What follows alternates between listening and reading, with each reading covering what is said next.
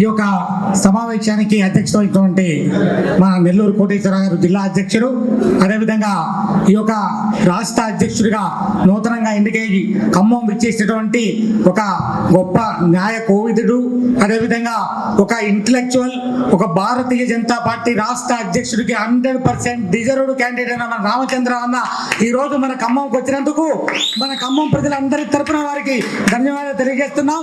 ఆయన మన ఖమ్మం పక్కన ఉన్న కోదాడ ముద్దు బిడ్డ, అదేవిధంగా వారు అత్తగారు కూడా మన ఖమ్మం జిల్లా వారు ప్రత్యేకంగా ఖమ్మం మీద వారు ఒక శ్రద్ధ చూపెడతారు. వారు ఖమ్మం జిల్లాలో రేపు పొద్దున జెడ్పీసీసీ గెలుచుకోవడానికి పూర్తిగా సహాయ సహకారం అందించడానికి వారు ముందుకు వస్తున్నారు.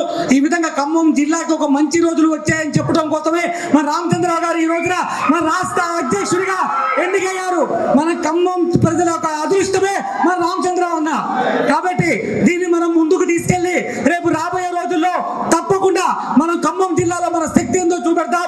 అదేవిధంగా రామచంద్ర అన్నని ఎప్పుడైతే రాష్ట్ర అధ్యక్షుడు నియమించారో బట్టి మతి భ్రమించి ఎప్పుడో సరిపోయిన ఒక సోదరుడి పేరు ఈ యొక్క రామచంద్రయ్య గారితో మరి ముడిపెట్టారంటే వాళ్ళ కాళ్ళ కింద భూమి కదిలిపోతా ఉంది, వాళ్ళు గజగజ వణికిపోతున్నారు.